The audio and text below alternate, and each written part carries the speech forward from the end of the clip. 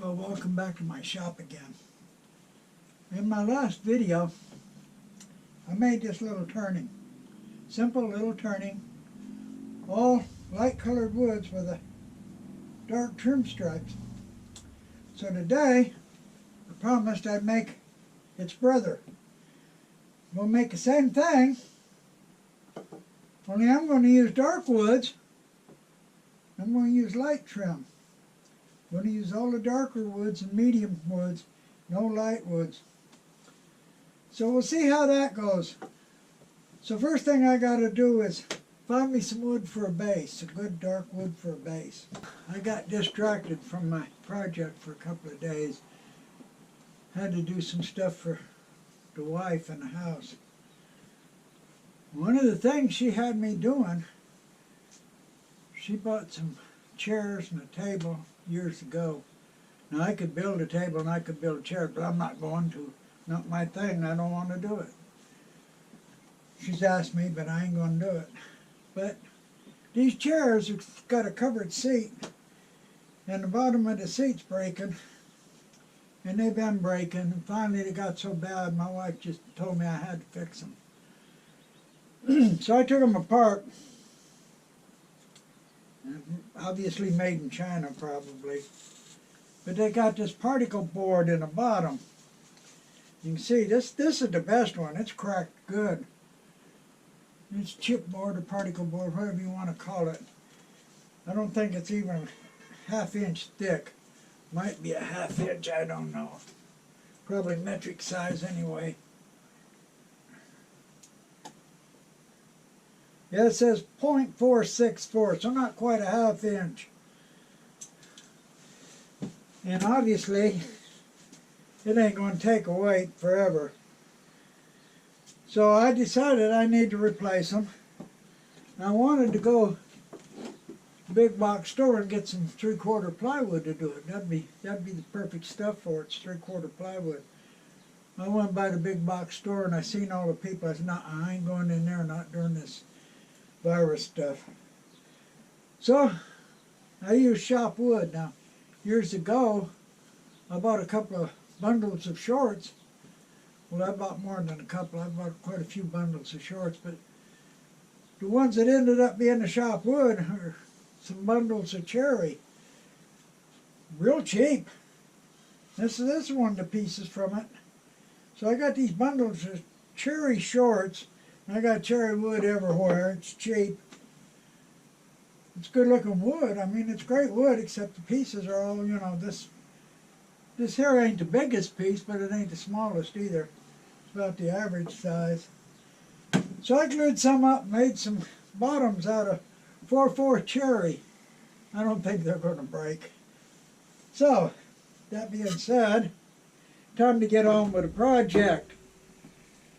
So I'm going to do this one, like I said, same as the other, only reversed colors. And I'm going to use carbide tools to do it all. I'm going to use carbide tools on a round shaft. Carbide tools on a round shaft's the only ones to me that make any sense. The ones on a square shaft are just too aggressive. Which is great sometimes, but not all the time. So I got a piece here, Peruvian walnut. I'm going to use for the base. And I'm going to do it the same way. I'm going to cut a mortise in it, and I'm going to put a ring around it to guide the bandsaw. I got my tools here I'm going to use. They're homemade, of course, but they're carbides on a round shaft. This is what I'm going to cut the grooves with. I'm going to cut a groove for the mortise, obviously. I'm going to use the diamond point. I'm going to cut a groove around the edge. I might use the round one to cut out the mortise, I don't know. Probably use the square one to cut the mortise out, yeah. Use the square one. I got another square one with a slight round in it. So I'm going to go ahead, cut a mortise and cut a groove and put this on the bandsaw and get it ready to put on the scroll jaws. Just like always, put this on the scroll jaw with a mortise. round it, dish it, make a flat area around the edge to glue onto, sand it flat. Then I'm going to have to cut up my thin strips for the first ring.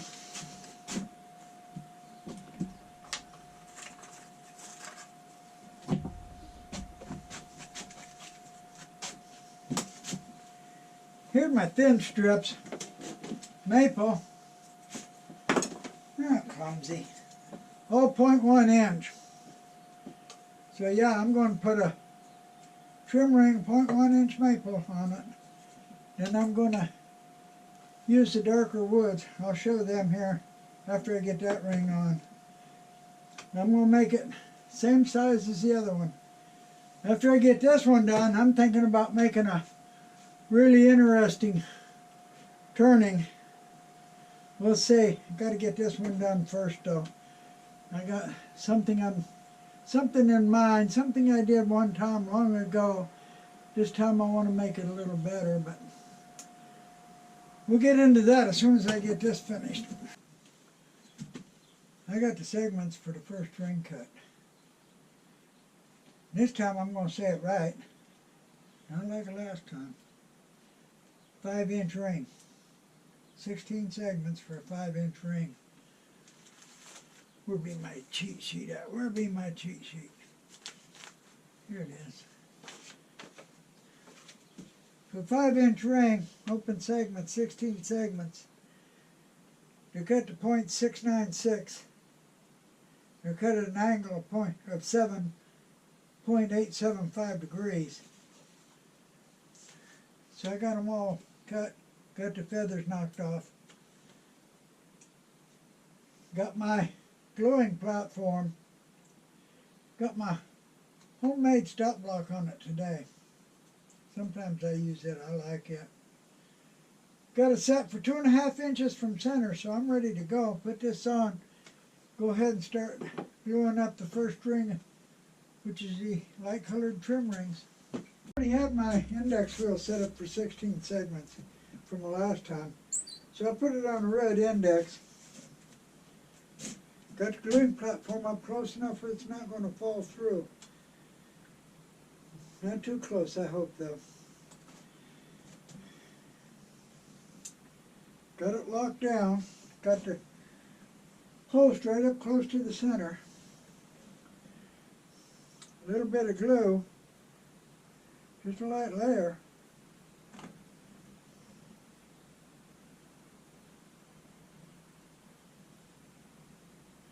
Just a light layer of glue. These things are hard to hold on to. Glue all over. Oh well.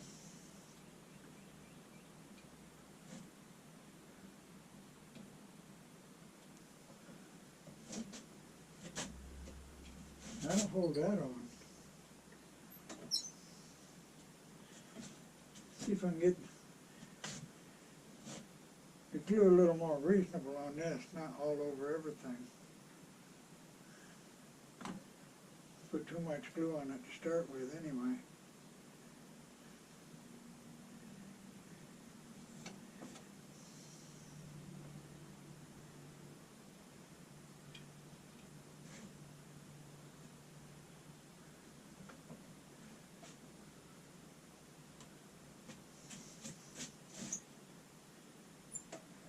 I'm going to put all the rest of them on the same way. I don't care how good they're cut and glued on. Every ring's got to be chalked and flattened. Got this one chalked up. Now I got to flatten it.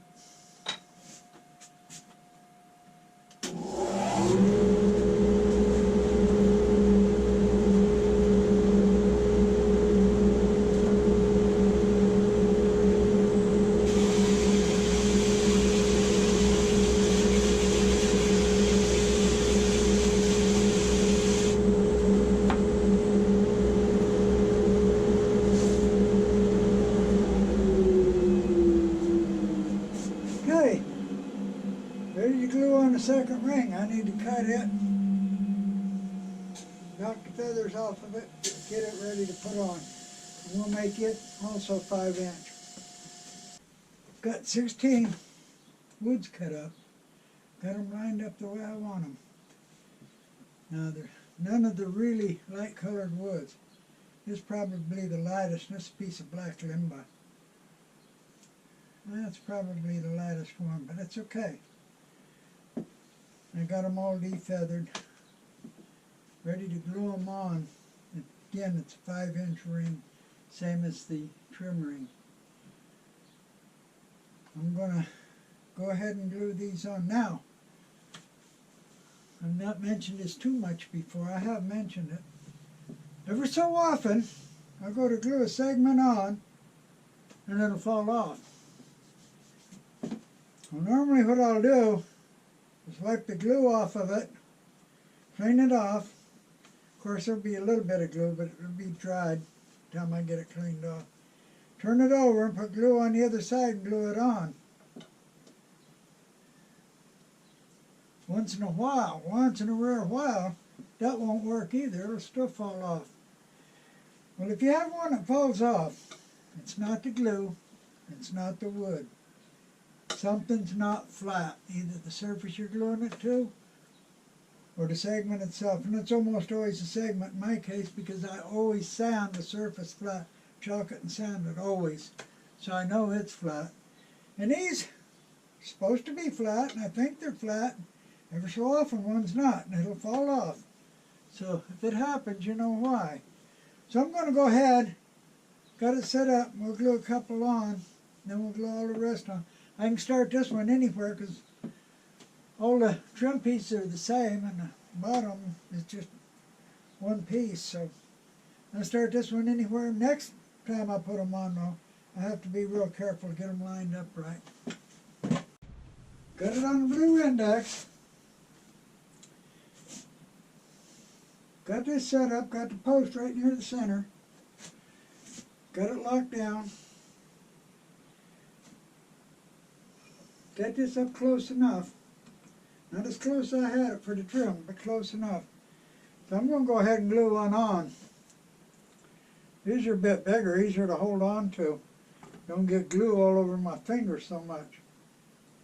Still a very light layer of glue, very light. Don't want a lot of squeeze out. In fact is, I don't really want much squeeze out at all.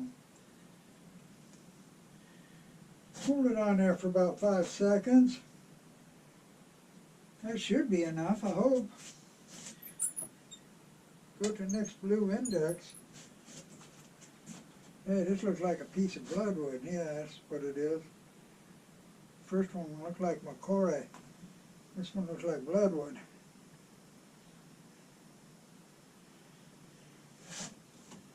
Glue this one on.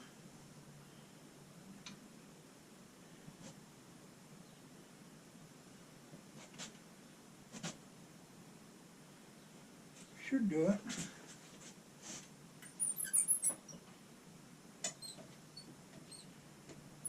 Glue the rest of them on. Just the second trim ring's been glued on. Now that'll stabilize the 1/2-inch ring. Means I can go in and start turning the inside into the first 1/2-inch ring. Just be careful not to hit the top trim ring.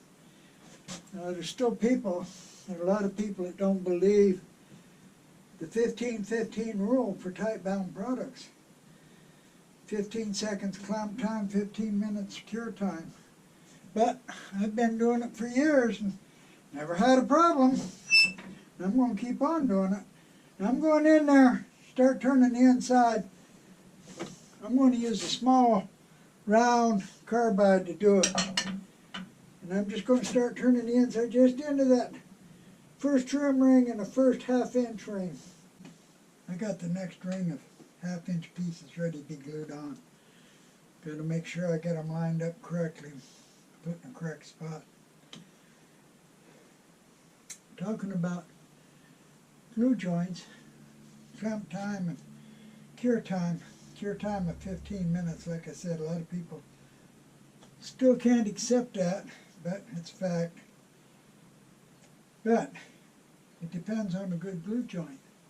You got to have a good glue joint. Of course, then again, if you don't have a good glue joint, you can let it cure for 24 hours. You still don't have a good glue joint. Don't make a good glue joint just because it cures for 24 hours. Well, it may hold some, but it still ain't a good glue joint if it's not to start with. And that's the thing about open segments on the lathe. If they stay on, they're a good glue joint. If they fall off, well, it's not a good joint. Simple as that. Like I said before, if one falls off, something's not flat. They're not mating correctly. They mate correctly, they won't fall off, and they won't come off after 15 minutes. So, I'm getting ready to glue these on. This is a 5.5 inch ring. The first one 5 inches, 5.5 inch. Got it set up using the blue indexes. Got the trim ring on, it's also 5.5. And I've got it sanded. After I get these on, I'm going to put on a 6 inch trim ring, 6 inch segment ring. Then I'm going to go back to 5.5 again on the top ring. And like I said, I turned the inside. I used a small round bit. After I got most of the meat taken out, I turned it up to get a shear cut. That's the nice thing about the round shafts. Turned it up to get a shear cut and took it across the bottom there and got rid of all the tear out. Now, that's prove-in walnut. You know, prove-in walnut ingrain is going to have tear out.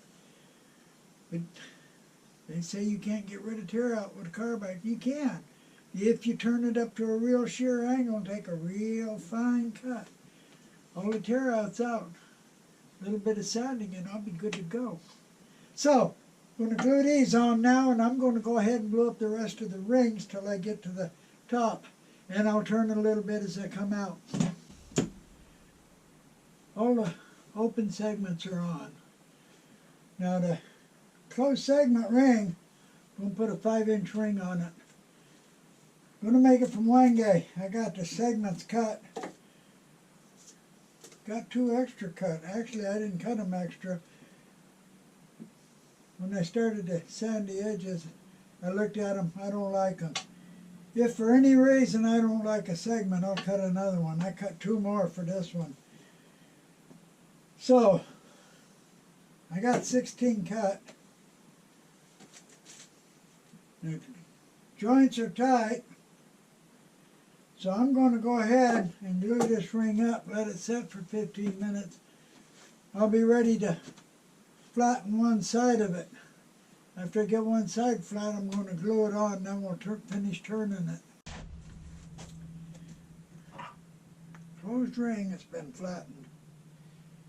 I'm going to glue it on. I want to make sure the joints on these segments fall right in the middle of one of these segments here. So I've got to line them up when I put it on. Now I want to put a light layer of glue on each segment. Not much. Get me a little glue.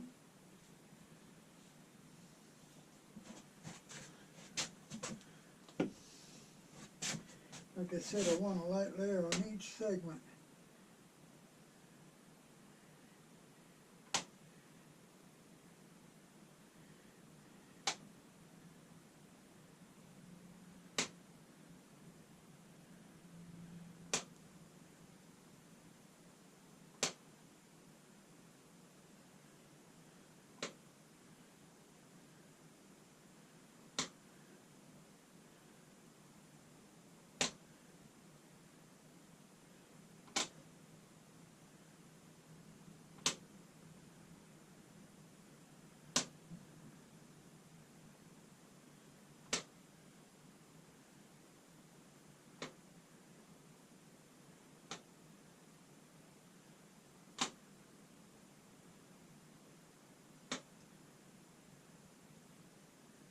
This is Type Bound 2 glue. Type Bound 2.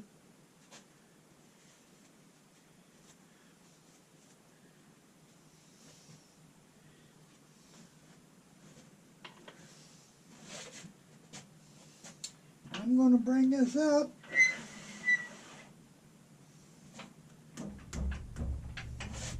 And line it up where there's joints fall in the right place.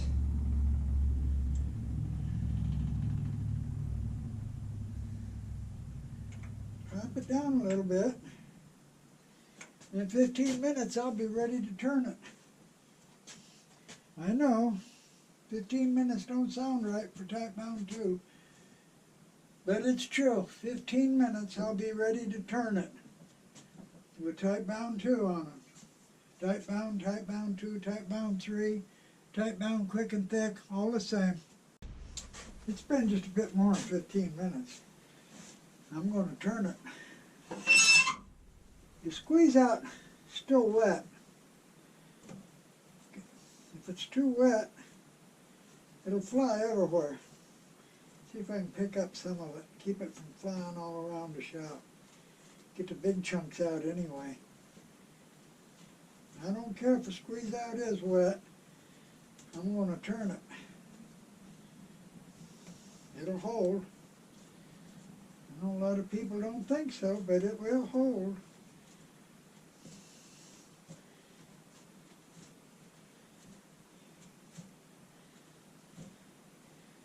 Get enough out now where it won't fly all over the shop.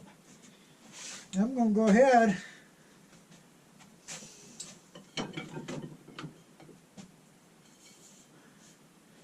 start turning it. The inside's turned, sanded, and a little finish put on it. The outside's the same way. Now I've got to turn the bottom. I'm going to turn this ridge off the bottom. I'm going to turn the bottom down quite a bit on this one.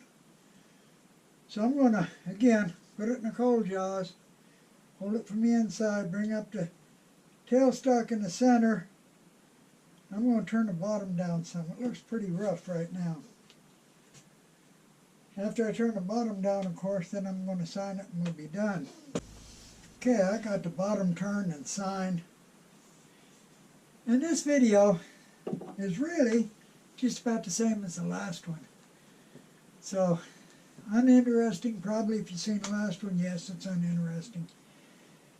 My next video, I'm going to do something that's really interesting. I'm going to make what I call a progressive turning. I'm going to make a turning about 10 inches high or so. I'm going to start it dark on the bottom and slowly make it light up on the top by using different widths of segments. Anyway, some people have been asking a little bit more about who I am, what my past is.